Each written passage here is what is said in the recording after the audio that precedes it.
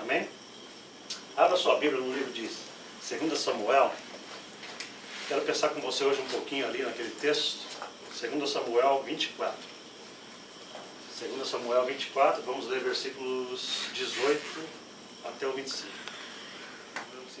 Tá? Diz assim a Bíblia: Naquele mesmo dia veio Gade ter com Davi e lhe disse: Sobe, levanta ao Senhor um altar na eira de Araúna, o Jebuseu. Davi subiu segundo a palavra de Gade, como o Senhor lhe havia ordenado. Olhou Araúna do alto e vendo que vinham para ele o rei e os seus homens, saiu e se inclinou diante do rei com o rosto em terra. E perguntou: Por que vem o rei, meu senhor, ao seu servo?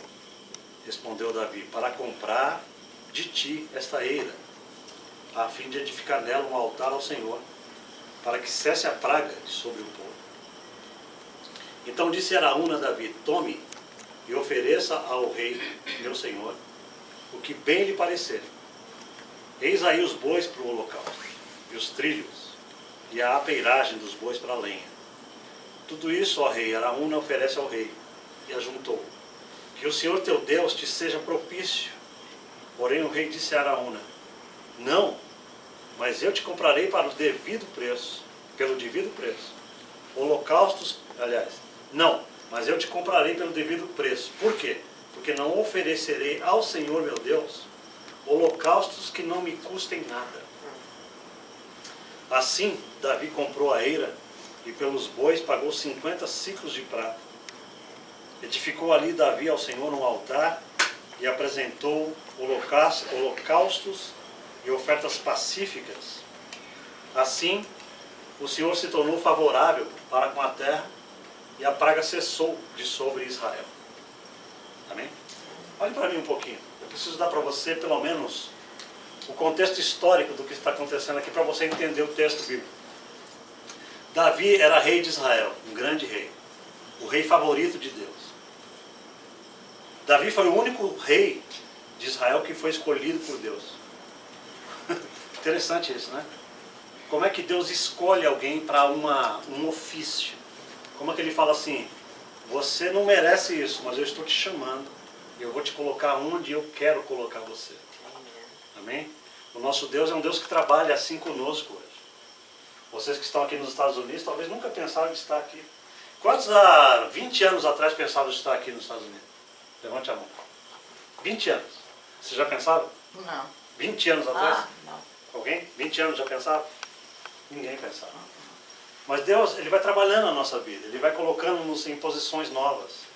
Ele vai nos fazendo subir níveis que Ele quer que a gente suba. Talvez você não entenda a razão pela qual você está aqui nos Estados Unidos, mas se você está aqui nessa manhã ouvindo a palavra do Senhor e você veio para os Estados Unidos, talvez se você estivesse no Brasil, você não teria encontrado com Jesus lá. Com certeza. Não é verdade o que eu estou falando? Talvez aquela bagunça toda, aquela balada toda, aquele negócio todo que o brasileiro gosta, amados irmãos, tudo isso atrapalha a nossa receptividade ao Espírito Santo de Deus. Davi foi escolhido por Deus. Deus falou assim: eu quero que você, Samuel, escolha, vá lá e unja Davi como meu rei, porque ele é um homem segundo o meu coração. Quando eu olho para ele, eu vejo dentro dele algo que me agrada. O homem segundo o coração de Deus não é um homem que não tem pecado, que não peca, que não erra. É um homem que tem um coração voltado para Deus, que fala: Senhor, eu errei, eu pisei na bola, mas eu quero andar na tua presença. Esse é o homem do coração de Deus. E Deus via isso em Davi. Davi era cheio de defeito, não pensa que ele era santíssimo. Davi cometeu uns atos terríveis. Mas a essência do coração desse homem era de Deus, porque ele se convertia, ele se quebrantava, ele chorava. E isso que Deus espera de nós. Deus não espera a perfeição absoluta em nós. Ele espera que a gente tenha aquela mentalidade de receptividade. Senhor, eu errei nisso. Quantos querem dizer ao Senhor: Senhor, eu errei nisso? Amém? Este é o caminho do Senhor para a sua vida. Quando você reconhece. Aí Deus pega Davi e faz ele rei. Esse homem fica rico. Ele era apenas um pastorzinho de ovelhas, pobre. E Deus faz esse homem um homem muito rico. Davi foi um dos homens mais ricos da história do povo de Israel. Amém? Neste momento aqui, dessa história que a gente acabou de ler, Davi estava bilionário. Ele tinha glória, ele tinha ouro em abundância, ele estava por cima da carne seca, como se diz no Brasil.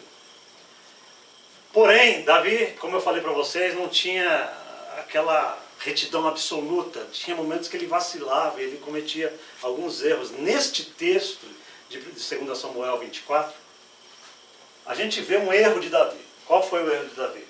Davi mandou chamar o pessoal da cúpula do reinado e falou o seguinte, ó, eu quero que vocês façam um recenseamento, chamam o IBGE, chamam o IBGE, vamos fazer um censo em Israel. Eu quero que vocês me contem todos os homens valorosos de guerra que eu tenho. Aí o supervisor dele mais imediato falou, rei, pelo amor de Deus, o senhor não precisa disso, o senhor já vence todas as batalhas, o senhor está tranquilo. Para que o senhor vai mandar contar os seus soldados? Por que o auxiliar dele estava dando esse conselho ao rei? Quem sabe? Ninguém sabe? Veja, Davi está tentando saber quantos homens ele tem para saber se ele pode contar com a força humana para vencer os seus inimigos. O cara que está com ele percebeu que isso é mal diante do Senhor, porque a confiança do rei não deveria estar em cavalos, não deveria estar na força armada, nem no exército, ele deveria estar em Deus. Porque Deus vencia os inimigos de Israel com pouca gente. E Davi esqueceu disso. Manda fazer o censo, eu não quero nem saber, eu quero saber quantos homens eu tenho. E os caras saíram contando em Israel e em Judá, todo mundo que tinha, todo mundo, e voltaram com aquela lista de homens. Para que, rei, a lista? O senhor tem não sei quantos mil homens em Judá e não sei quantos mil homens em Israel. O senhor está bonito. Deus manda um profeta. Ah, irmãos, isso é incrível. A nossa vida precisa estar em harmonia com aquilo que Deus espera que a gente esteja andando com ele. Amém? Deus manda um profeta chamado Gade até Davi. E esse profeta chega e ele... Interessante o texto, é que eu não li o texto inteiro, mas se você em casa pegar esse texto inteiro, você vai ver que interessante isso. Gade chega para Davi e fala assim, rei, assim diz o Senhor, Deus de Israel, porque você mandou contar os teus homens, eu te dou 3 alternativas. Olha as 3 alternativas que Deus deu para Davi. Escolhe. E ainda fala para ele, escolhe.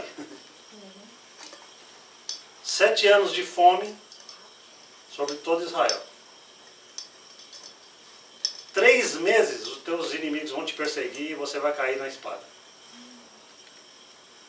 3 dias. 3 dias. Você viu que foi diminuindo o prazo? Mas conforme diminuiu o prazo, a coisa ficava pior. Não há momentos assim na vida? 3 dias, vai haver peste, o ebola vai pegar aí na moçada todinha. Todo mundo vai caindo. Milhares do povo vão morrer por causa da tua imprudência. Os irmãos estão entendendo que o papel de um líder é levar o povo de Deus a obedecer ao Senhor. Porque ele tem autoridade sobre o povo. E quando o homem de Deus peca, toda a congregação é afetada. Todo o povo de Deus é afetado. Você pode sofrer por uma má liderança. E isso não é só na igreja. Se você é um pai errado, toda a tua família sofre. Se você é um patrão ruim, toda a tua companhia vai no fracasso. Porque Deus estabelece autoridade. Amém? Aí, interessante que agora Davi tem 3 alternativas horrorosas de serem escolhidas. É igual aquele filme A Escolha de Sofia. Quem viu? Não sei, quem viu aquela escolha, a Escolha de Sofia, onde a mulher tinha que escolher, os nazistas iam matar um dos bebês da mulher. A mulher tinha 2 filhinhos. E eles disseram assim, nós vamos matar um dos 2, escolhe quem você quer morrer, que morra. E nós vamos deixar um vivo. E a mulher tinha que fazer uma escolha. Mais ou menos, isso daí é o que Davi estava vivendo aqui. Escolhe, 7 anos de fome, 3 meses de perseguição pura contra os inimigos e você vai... A cereja do bolo vai ser você morrer no final. Ou 3 dias de pestilência total sobre a terra. A resposta dele foi uma resposta difícil também. Ele falou assim, o que o Senhor está pedindo de mim é dificílimo de escolher, mas caia eu nas mãos do Senhor e não nas mãos do inimigo. O que ele estava querendo dizer é o seguinte, Ele não queria ser morto pelo inimigo. Então a pestilência ia ter que vir sobre Israel. Foi essa a escolha dele. No mesmo dia, o anjo do Senhor veio e ficou em cima de um terreno, de uma chácara, vamos dizer assim, de um cara chamado Araúna. Mais ou menos localizado em cima da chácara do cara. E apontou o braço para Jerusalém. E só tinha gente morrendo de peste o dia inteiro. Começou a cair gente com febre, com miséria, com pestilência. E todo mundo morrendo. E o rei, meu Deus, chorando por causa da besteira que ele fez. Agora eu preciso esclarecer para você que Davi estava vivendo debaixo de uma aliança do Antigo Testamento. Graças a Deus que depois que Jesus veio, Ele tomou sobre si todos os nossos pecados para que a gente não tenha que pagar com essas maldições do Antigo Testamento. Fiquei claro? Ficou claro ou não? Amém. Senão nós estaríamos numa fria também. Porque o que Davi está vivendo aqui, o período da lei era um período dificílimo de ser vivido com Deus. Era castigo imediato e não tinha chance de, por mais que se fizesse, não tinha chance. Agora Jesus veio e mudou a história, ok? Depois que aconteceu isso, Davi olhou para o campo de Araúna e viu o anjo, porque o anjo era visível, era na forma humana. Interessante o Antigo Testamento. Os anjos do Antigo Testamento não viam com aquelas azonas brilhantes, não. Ele era em forma humana, vestido com roupa humana da Palestina. Mas os caras sabiam que era anjo por causa do poder que o cara estava realizando. Davi viu que o anjo estava bem ali, ele chegou perto. Aí chega o profeta Gade novamente e fala assim: Davi, eu quero que você vá no campo de Araúna, onde está o anjo do Senhor. Faz um altar ali. Faz um altar ali. E oferece a Deus sacrifícios pacíficos, sacrifícios de animais, para que Deus cesse a praga que Ele está mandando sobre o povo de Israel. Davi então se dirige até a chácara do Araúna, e está lá o anjo do Senhor. Ele então chega para o Araúna, o dono da chácara, e fala o seguinte: eu vim aqui comprar a tua chácara. Olha a cabeça desse homem. Em vez de ele falar para o cara assim: Deus me mandou vir à tua chácara fazer um sacrifício, e eu vim, ele fala o seguinte: eu quero comprar essa tua chácara. E o Araúna fala: por que o senhor quer comprar a minha chácara? O senhor é rei de Israel, pega a minha chácara para o senhor. O cara tinha maior temor ao rei. Né? De jeito nenhum, o senhor pode pegar meu gado, pode pegar, o senhor vai fazer um sacrifício para Deus, está aqui o gado, está aqui a lenha, está tudo aqui de graça, o senhor é o meu rei. Qual foi a resposta de Davi? De maneira nenhuma, porque jamais eu daria um holocausto a meu Deus que não me custe nada. Eu quero que você segure essa onda aí, porque nós vamos pensar um pouquinho no que Davi está falando aqui. Amém? Em primeiro lugar, amados, depois que Jesus veio, que Ele se ofereceu como sacrifício por toda a humanidade na cruz do Calvário, nós não precisamos mais dar sacrifício de animais a Deus para que haja o perdão dos nossos pecados. Isso é uma bênção para a nossa vida. Amém. Tá bem? Mas agora existe algo no Espírito do Novo Testamento que restou para que a gente faça, e eu quero que você entenda isso. Lá em Romanos capítulo 12, versículo 1 e 2, o apóstolo Paulo diz assim: rogo-vos, pois, irmãos, pelas misericórdias de Deus, que apresenteis o vosso corpo como sacrifício vivo e agradável a Deus, que é o vosso culto racional. E não vos conformeis com este mundo, mas transformai-vos pela renovação da vossa mente, para que vocês possam experimentar a boa, agradável e perfeita vontade de Deus. Agora o quadro está ficando mais claro na nossa mente. Note, nós hoje não precisamos oferecer sacrifícios a Deus para pagar pecados e para sermos abençoados. Mas resta um sacrifício ainda que nós devemos fazer. Qual é? Apresentar nosso corpo, a nossa vida. O corpo é o templo da nossa vida. Ok? O que eu quero dizer com isso? Eu quero dizer, Jesus foi sacrifício por nós. Agora, nós somos sacrifícios vivos para Ele. Para Jesus. Ele se sacrificou por mim e agora eu sacrifico o meu corpo e vida a Ele, a Jesus. Este é o sentido do texto. Note, Davi falou assim para Araúna: eu te comprarei pelo devido preço, porque não oferecerei ao Senhor, meu Deus, holocaustos que não me custem nada. Nós nunca podemos chegar para o nosso Deus e dar algo a Ele que não signifique nada para nós, porque isso é ofensa ao Senhor. Ele tinha essa consciência. O que é que mais significa para nós, senão a nossa própria vida? Note, se eu falar para vocês assim: amados irmãos, vamos fazer uma oferta financeira para o Senhor nessa manhã.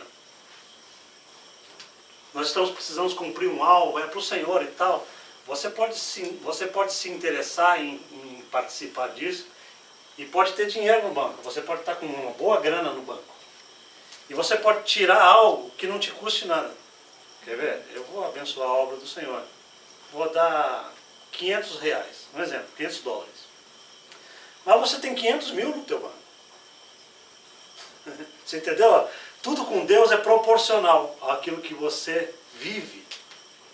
Por que eu estou falando do dinheiro? Eu estou falando do dinheiro porque o dinheiro tem a ver com a vida. Eu não estou falando de dinheiro. Eu estou falando o seguinte: quando nós oferecemos a nossa vida como sacrifício vivo, tudo está oferecido a Deus. Tudo.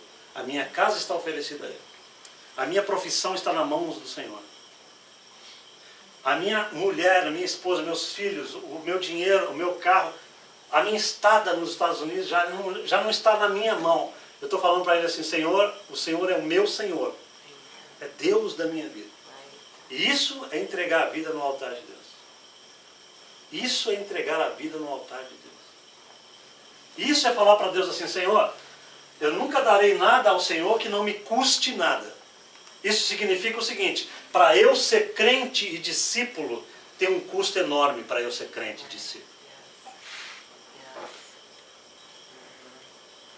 Para que eu e você sejamos associados com esse nome Jesus, tem que ter um custo enorme. Eu vou dizer por quê. Porque tem muita gente que vive hoje um falso evangelho e traz escândalo ao nome glorioso do Senhor Jesus Cristo. Sim ou não? Sim. Nós não podemos ser como Pedro foi antes do dia de Pentecostes. Antes de Pentecostes, Pedro era um cara. Depois de Pentecostes, Pedro se transformou num cara poderoso. Antes do Pentecostes, uma mocinha chegou para Pedro e falou assim: esse cara estava andando com Jesus. A turma, fotografa aqui, vamos pôr no YouTube. Vamos pôr no Facebook, traz as fotos. Ele falou: pelo amor de Deus, não faz isso comigo. Eu não andei com Jesus. Ele negou Jesus quantas vezes? 3 vezes. Depois do dia de Pentecostes, quando o Espírito da Glória, o Espírito Santo veio sobre toda a igreja, aquele homem ganhou uma resistência e uma coragem de leão. Falou: eu sou de Jesus. E foi até a morte na cruz por causa de Jesus. Olha a diferença disso.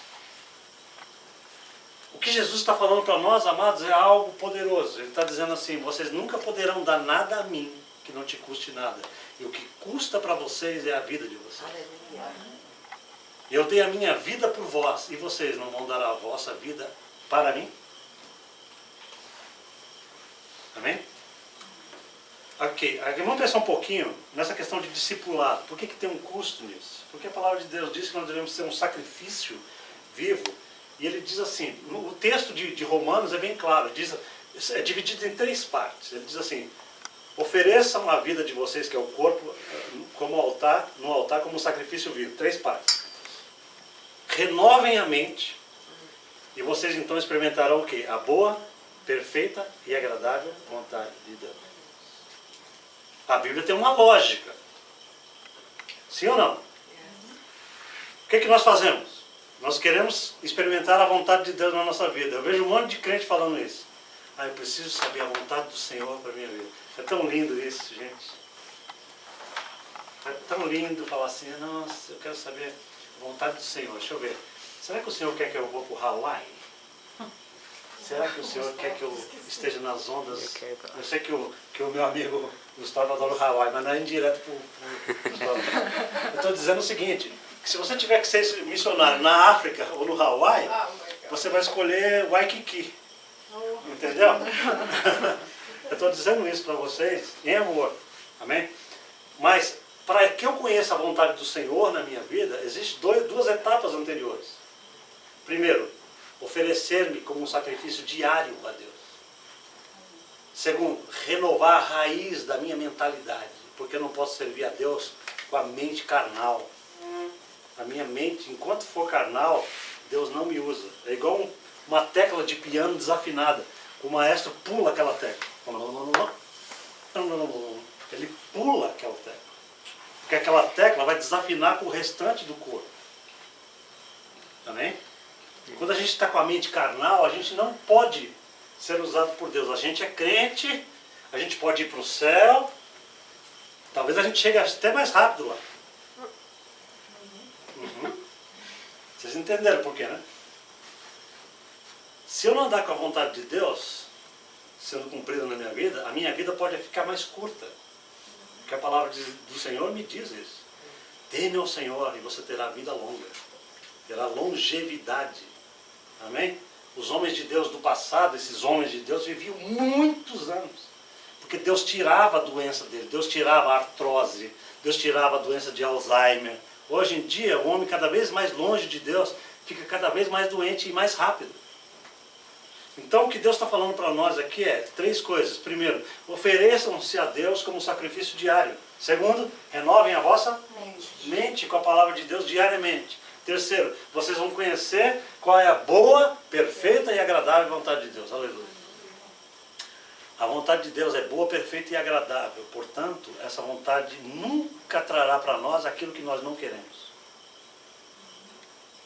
Isso é tão legal falar, porque quando o cara pensa em vontade de Deus, sabe o que ele pensa? Pô, Senhor, se eu me entregar como um sacrifício vivo para o Senhor, já sei. Você vai me mandar lá para o interior da África ser missionário para os pigmeus. O cara já pensa no pior quadro possível. Eles acham que Deus é um Deus que está afim somente de colocar nas piores posições. Não, eu garanto para vocês o seguinte, se você for missionário na África, porque você se entregou para Deus, é porque Deus te colocou um coração para isso. Quer ver? Eu tenho um amigo na África, o nome dele é Don Foster. Ele é missionário para uma tribo de gente desse tamanho, pigmeus. Ele ama aquela... Ó, já foi picado por escorpião um monte de vezes. Você conhece o Don Foster?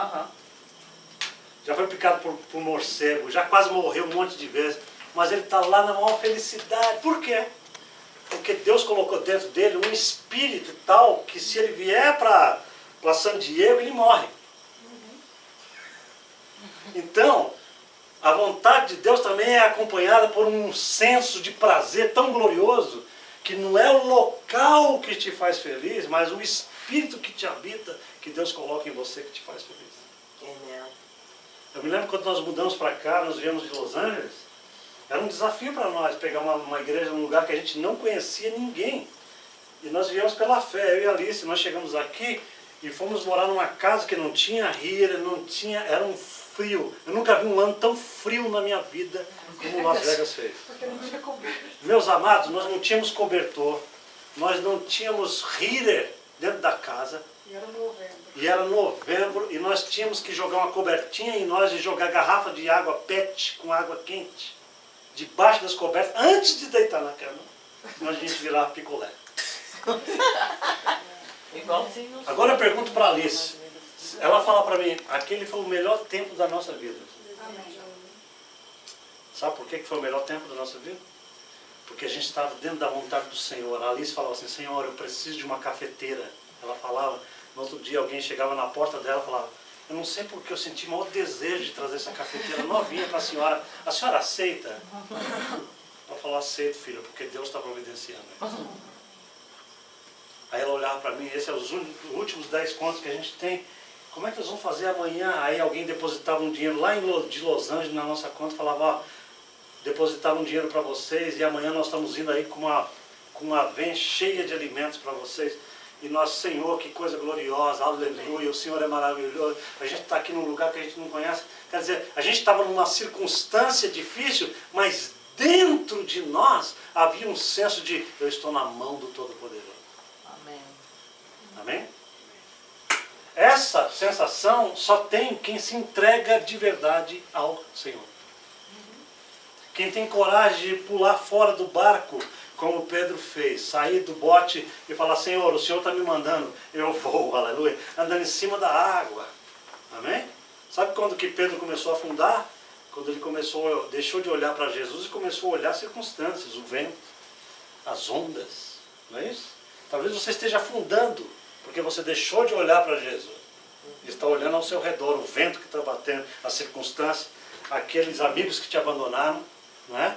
Outro dia uma pessoa falou para mim, pastor, nós viemos cheios de amigos. Hoje a gente conta no dedo o que a gente tem. Amém. Mas Deus está falando assim, você não pode dar ao Senhor nada que não te custe. Nada que não te custe. Amém? Quando você renova a tua mente diariamente, essa é a conversão genuína. Sabe o que significa conversão ao Senhor? Não significa aquele dia que você levanta a mão lá na igreja. Amém? Eu não sou contra esse negócio de levantar a mão, não é isso que eu estou falando. O pastor um dia pode falar, quem quer aceitar Jesus como o Senhor da sua vida? A pessoa, eu aceito. Pode ser um gesto genuíno isso. Eu aceito, eu creio. Mas muita gente levanta a mão apenas como um gesto para não ficar feio para ela dentro do culto. Não é isso? Vocês concordam comigo? Tem aquele monte de gente levantando a mão. Eu não sou crente ainda. Para não ficar mal também. Às vezes a mulher pega a mão do cara e levanta. Você tem que ser crente, cara. Mas isso não é conversão. A conversão, amados, é uma entrega diária da nossa vida ao Senhor. Pouco tempo atrás vocês vieram ao Senhor, foram batizados juntos aqui. São gente nova no Senhor. Vocês um dia decidiram por Cristo. Mas eu vou garantir para vocês hoje, neste domingo, vocês estão se convertendo ao Senhor. Amen. Porque conversão é um ato contínuo Amen. na presença do Senhor. Right. Quando você levantou daquela cama hoje, meio sonado ainda, e falou, eu vou até aquela igreja, você está se convertendo ao Senhor. Porque você está escolhendo novamente os caminhos do Senhor. Amen. Você está escolhendo a vontade do Senhor. Thank you, Lord. Amém? Yes. Então, queridos, vontade de Deus é um sacrifício pessoal. Aqueles que querem conhecer a bela vontade do Senhor, tem que ter um sacrifício pessoal, não para ganhar o favor divino, mas para se ajustar a Ele. Foi claro? Isso tem que ficar bem claro para a igreja. Yes. O nosso ajuste de recepção do receiver não é para fazer com que Deus realize nada. Ele já realizou todas as coisas. Se a gente for curado, de receber cura divina, não é porque Deus resolveu nos curar. Ele já estava curado antes da fundação do mundo em Jesus Cristo. A palavra de Deus diz em Isaías 53, verdadeiramente Ele, Jesus, tomou sobre si as nossas enfermidades na cruz do Calvário. E pelas suas pisaduras nós somos curados. Muito bem. Isso já está provido na cruz. Então o que eu faço? Eu me ajusto a essa realidade através de uma vida consagrada, comprometida com o Senhor. E aí o meu espírito começa a ganhar prioridade sobre a minha alma fraca e o meu corpo. E aí o Espírito Santo tem fluxo e os poderes do Senhor começam a habitar na minha vida. Mas eu preciso oferecer a minha vida todos os dias ao Senhor e renovar essa mente continuamente com a verdade de Deus. Porque aí eu começo a experimentar a boa, perfeita e agradável vontade do Senhor na minha vida. Essa frase de Davi é fantástica. Não oferecerei ao Senhor um holocausto que não me custe. Pense nisso. É muito fácil, amados, a gente dizer que a gente crê, até que a gente não precise fazer sacrifício nenhum. Por exemplo, se eu falar assim, você crê no Senhor? Então ajude o seu irmão. Seu irmão mora lá em Henderson, dá uma carona para ele um dia. Não precisa ser sempre, mas pega o teu irmão lá em Norte Las Vegas e traz para a igreja. O cara está lá, a irmã Zuleika, está lá, de vez em quando vem na igreja. Summerlin. Hã? Summerlin também, se quiserem, Lake Mead. Summerlin. Não é? Você está vindo de carro ou não? Não, vídeo de bicicleta, meu Oh, pneu Jesus, furou. outra de bicicleta. Amém. Então veja, nós precisamos nos sacrificar para a gente fazer a obra do Senhor. Amém? Sem pensarmos assim, ah não, eu ajudei esse fulano e ele pisou na bola. Não vou ajudar o próximo. Essa mentalidade não deve existir. Amém? Porque é muito fácil a gente cair nessa armadilha. Quantas pessoas nós ajudamos ao longo desses 13 anos nesse ministério? Acho que quem está aqui mais comigo há mais tempo, acho que é a Mari, né? Durante 13 anos. Calma lá, olha o outro aqui. Ele fala, eu te pego, pastor, lá fora. Né? Porque ele também já foi vítima disso, de ajudar e se dar mal. Eu sei. Mas eu quero dizer o seguinte. Eu também, mas nem por isso continuo Nem por isso nós vamos deixar de ajudar as pessoas. Exatamente. Amém? Veja, nós ajudamos aquela moça que estava viúva, que ficou viúva. Não quero saber, porque é o seguinte, a palavra de Deus diz, nós devemos ajudar as pessoas sem olhar quem elas são, porque Jesus nos ajudou sem saber quem nós somos, sem querer saber quem somos. Quando Jesus me deu a salvação, ele não falou assim para o anjo Gabriel, levanta o recorde desse cara.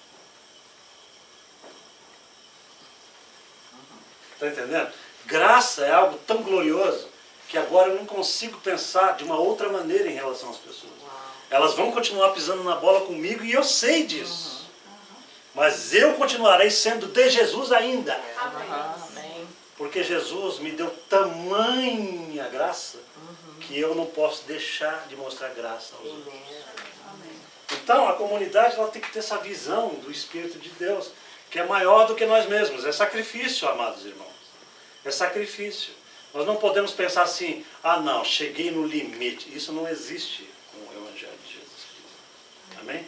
O limite seria Deus falar o seguinte, vocês pisaram na bola demais comigo, meu filho foi para a cruz por causa de vocês, vocês estão tudo no inferno agora. Esse seria o limite de Deus. Mas não, Ele continua nos dando bênção, graça, perdoando, levanta. Então a gente precisa pensar nisso que Davi falou e pensarmos na nossa vida. Eu não oferecerei nada ao Senhor que não me custe. Quantas vezes a Alice vai lá, busca a irmã Zuleika? Ela tem que sair e tem que ir lá buscar a irmã Zuleika. Um exemplo, né? Mesma coisa a Adriana com a irmã Ana, vai toda vez lá levar a irmã Ana com paciência, para ela dormir ali. Vocês estão vendo que ela está assistindo o culto de uma beleza. Entendeu? Só tem um detalhe, isso é amor. Porque se essa mulher não tivesse sendo levada e trazida, ela já teria morrido. E ela está aqui, ela abençoa a minha vida, ela fala comigo, meu filho, abençoa a minha vida. E ela está aí, faz parte da igreja. É melhor ela dormir aqui do que dormir em casa. Amém? Amém. Queridos, a palavra de Deus diz assim, que Abraão tinha um filho que se chamava o quê? Isaac. Esse homem, esse menino foi escolhido por Deus para ser descendência de Abraão, para que o povo de Deus fosse gerado através desse menino Isaac. E daí viesse quem? Jesus. Amém? Sabe quantos anos Abraão esperou por Isaac para ele nascer? 40? Não, 25 anos. Deus falou assim, na tua velhice eu te darei um filho que te trará uma multidão de gente que você não vai poder nem contar. Amém? Esse homem esperou 25 anos para o cumprimento dessa promessa. 25. Aí nasce Isaac. O coração de Abraão ficou tão grudado nesse menino. Imagina como esse era o mimo, né? Isaquinho, meu Isaac. Aquele velho babando na criança. Detalhe. Deus começou a ver que o coração de Abraão estava mais ligado em Isaac do que nele agora. Quantos de vocês entendem que às vezes o nosso coração começa a grudar mais na bênção do que no abençoador? Right, yes. Senhor, eu preciso daquela casa em San Diego. Eu preciso daquela casa na praia. Aí Deus falou, tá bom, está aqui. Aleluia. Agora eu não posso mais ir na igreja de domingo, porque agora eu tenho minha casa na praia para cuidar. Amém. Problema. O nosso coração está grudado mais na bênção do que no abençoador. Yes. Right. Eu não darei ao Senhor nada que não me... Amen. Thank you. Deus olha para Abraão, o menino agora tem 13 aninhos de idade. Desse tamanho, assim, rapazinho. Deus fala assim, Abraão, vem cá, filho. Fala assim, senhor, pega o teu filho Isaque, o teu único filho, sobe até o monte Moriá, leva com você um feixe de lenha, um cutelo, que é um machadinho, e prepara ali um altar para mim e oferece a mim o teu filho Isaque, naquele altar para mim, porque eu sou teu Deus. Eu não sei se vocês já leram esse texto, mas, cara, quando a gente lê esse texto, o coração da gente parte no meio. Rasga no meio. Porque agora Abraão está numa situação assim. Ele sabe que ele precisa obedecer a Deus até a morte. Mas o pedido que Deus faz para ele já é morte para ele. Mas ele entende que a morte que Deus está pedindo para ele é pior do que a morte de não ter o Deus da vida. Amados irmãos, Deus pode nos testar na vida para saber se a gente é fiel a Ele. E toda vez que Deus está testando a gente em relação a Ele, a coisa dói. Eu quero que você saiba disso. Eu não quero amedrontar você, eu quero deixar você como crente. Sabe por quê? Porque na hora que você passar a prova, e você sabe, eu estou passando aquela prova que o pastor pregou. Senhor, me dá força porque eu quero te honrar. A lágrima está rolando já, lá. Descendo, eu quero te honrar acima disso. O inimigo está falando para você, você vai perder isso. Senhor, eu posso até perder, mas eu nunca perderei o Senhor. Agarra na mão dele e fala assim, Senhor, eu fico contigo. Eu vou morrer de dor, mas o Senhor vai me sustentar nisso. Mas é só prova. Deus quer ver até onde você pode ir na sua obediência. Porque agora Abraão pega essa criança de madrugada, 5 da manhã, e bota o menino no jumento e vai não sei aonde, no monte. Quando é lá pelas 10h30, 11 horas da manhã, o sol já está alto. E eles começam a subir e o menino está sabendo que o pai vai sacrificar o Senhor, que ele está acostumado com aquilo. Vou lá, vou ver o culto que meu pai vai fazer. Daí ele ficou achando estranho a criança. Porque geralmente o pai dele levava um cabritinho ou levava uma ovelhinha junto. E agora sabe como é que é moleque, né? Olha a cabeça dos meninos. Senhor, pai, o senhor está fazendo o sacrifício aí, está aqui a lenha, está aqui o jumento, está aqui o cutelo. Mas cadê o cordeiro? Olha a pergunta que o moleque faz para o pai, cara. Você consegue ouvir uma pergunta dessa do teu filho sem chorar? Na presença de Deus? Você está espremido entre a situação e Deus. A tua vida vai acontecer isso. O mundo vai falar assim, você vai perder tua casa e teu marido. É Deus ou teu marido? É Deus. Senhor, eu também preciso dele. Mas deixa ele comigo. Amém? Ou deixa ela comigo. Ou deixa o teu filho comigo. Senhor, ele está se perdendo. Psst. Confia em mim. A confiança no Senhor muda toda a situação na terra. Quantos acreditam? Amém. Amém. Deus é um Deus vivo. Deus não é uma imagem de escultura. Amém. Amém? A resposta desse homem para o filho dele. Filho, está aqui o cutelo, está aqui a lenha, mas o cordeiro, Deus proverá. Que coisa gloriosa a resposta desse homem. Eu não sei, filho, o que vai acontecer. Mas alguma coisa vai acontecer da parte de Deus. E é isso que eu quero que você saiba nessa manhã. Alguma coisa vai acontecer. Quando as coisas fecham para você e você não vê saída. Quando você sabe que tem que estar trilhando o caminho da obediência, o caminho da fidelidade a Deus. Você não sabe ainda o que vai acontecer. O mundo está desabando ao redor e você fala com lágrimas, Deus, o Senhor é o Deus da minha vida. Eu não sei aonde é que vai aparecer a saída, mas eu confio no teu nome glorioso. Amém. Aí esse homem coloca aquela criança em cima daquele altar e a criança já sabe que o negócio está feio, porque agora ele está entendendo que não tem ovelha nenhuma, ele está amarrado. O pai pega aquele cutelo, levanta aos céus e fala, Senhor, tenho que te obedecer. No que ele levanta o anjo segura a mão dele.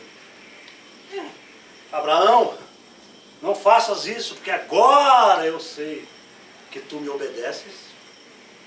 Note, quando é que Deus soube que Abraão obedecia radicalmente a ele? Quando ele matou Isaac? Não, quando ele virtualmente matou Isaac. Ah, pastor, isso é muito interessante. Note, há muitas perdas na sua vida que são vitais, mas que Deus nunca deixará que sejam perdas efetivas, senão perdas virtuais. Ou seja, você vai perder virtualmente na medida em que você tem a capacidade de oferecer a Deus e falar assim, olha, nem que o Senhor tire isso, eu te obedeço. Aí Deus fala, aleluia, não tirarei, mas abençoarei. Amém. Quantos entenderam isso? Isso é uma entrega virtual. É uma entrega em que Deus sabe que você iria entregar, mas Ele não quer tomar nada de você, porque Deus não é um tomador, Deus é um multiplicador. Yes. Tá vendo? Amen. Yes, Lord. Deus é multiplicador. Thank you. Thank you. No momento em que ele viu que virtualmente esse homem estava disposto a matar o próprio filho por ele, ele falou, agora eu te abençoarei mais do que todas as nações da terra. Esse teu filho será como uma multidão de estrelas do céu, ele te multiplicará grandemente. Você será abençoado por toda a terra. Esse é o nosso Deus. Amém? Mas olha o sacrifício que esse homem fez ao Senhor. E eu pergunto para você se isso não teve um custo emocional para ele. Há momentos, irmãos, em que Deus quer saber de nós se nós verdadeiramente somos discípulos verdadeiros dele ou somos apenas frequentadores de uma igreja. Porque existe uma distância do Oriente para o Ocidente entre eu frequento uma igreja ou eu sofro pelo nome de Jesus dentro do meu trabalho. Há uma diferença. Ah, eu frequento uma igreja. Ah, mas por causa do nome de Jesus, eu estou quase perdendo a cabeça no Afeganistão. Um exemplo radical, né? Mas hoje em dia tem gente lá quase sendo matado, morto, né? Por causa do nome de Jesus lá no... nem sei aonde, na Síria. Por aquele grupo radical islâmico. E são... manda passar a faca, mas eu não vou negar Jesus. Eu tenho visto Jesus livrar muita gente da morte. Mas os caras falam, não vou negar Jesus. Eu não vou abençoar Maomé. E amaldiçoar Jesus. Agora, isso é uma coisa que Deus quer que você entenda. Que se você não entender o preço do discipulado, você não pode ser um discípulo de Jesus Cristo nunca. Deus não quer discípulos, agentes secretos. 007 do reino. Aquele cara que a gente nunca sabe se ele é do reino, que ele está sempre secreto. Né? Ele vai numa festa, ninguém sabe se ele é crente, porque ele tem a identidade secreta de crente. Deus quer que a gente seja crente no sentido de luz, no sentido de, não, eu tenho a minha postura cristã, eu tenho a minha postura de cristão, de discípulo. Portanto, o que Deus quer de nós? Que a gente se apresente diariamente a Ele como um sacrifício vivo. Que a gente renove a nossa mente, para que a gente aprenda a experimentar a boa, perfeita e agradável vontade do Senhor.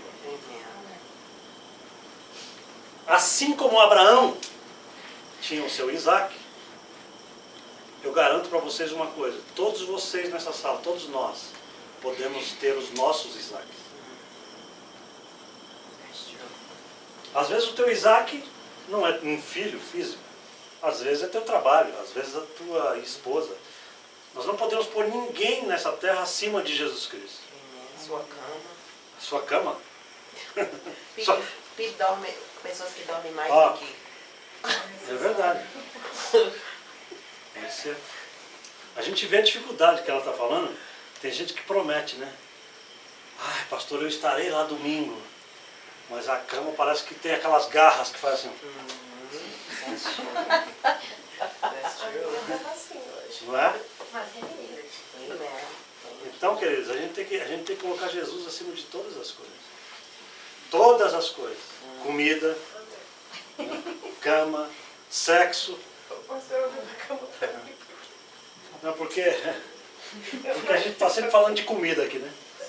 Mas a gente sabe o quanto que isso afeta a nossa vida mental e espiritual. Né?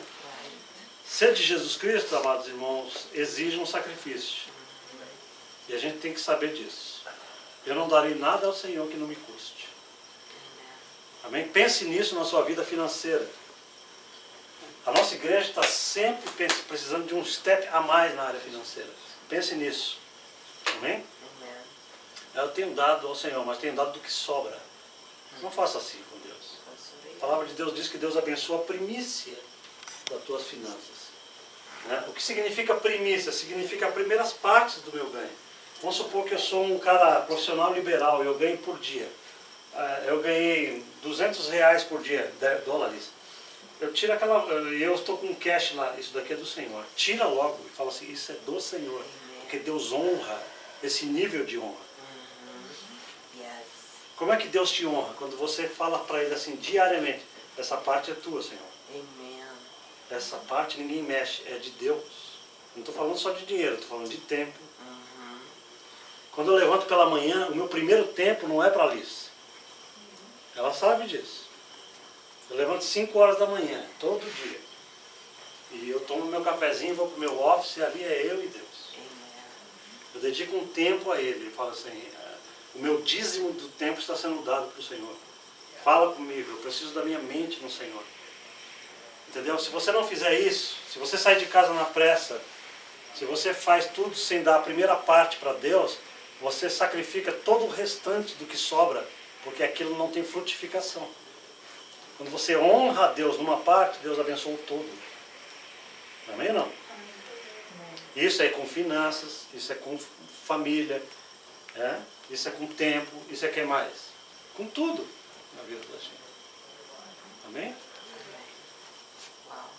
Isso é tremendo o que eu estou falando aqui, irmãos. Isso pode mudar a nossa vida radicalmente. Pode trazer mudanças radicais. Por exemplo, às vezes eu ouço assim, a Michele falou para mim, pastor, eu estou lendo o livro de Colossenses. Glória a Deus. Por que ela deu glória a Deus? Porque um dia eu soltei aqui e falei assim, irmãos, se vocês conhecerem o livro de Romanos, Efésios, Colossenses e Hebreus, vocês vão se tornar crentes poderosíssimos. Ela, vou chegar em casa e começar a ler Hebreu, Colossenses, não foi? Ou Romanos? Eu já li os 4. Já leu os 4? Então, tá vendo? Isso significa que vocês estão ouvindo o que eu estou falando e falando, eu vou fazer isso na minha vida. Amém? Amém. É isso que tem que ser feito. Quando você escuta a palavra e fala assim, eu vou fazer isso na minha vida. Eu não vou ficar, sabe, esperando o bonde passar. Eu vou entrar no bonde, no caminho da vida e vou... Sentar na janelinha. Não, sentar na janelinha não. Amém? Vamos orar juntos, irmãos? Fique de pé um pouquinho.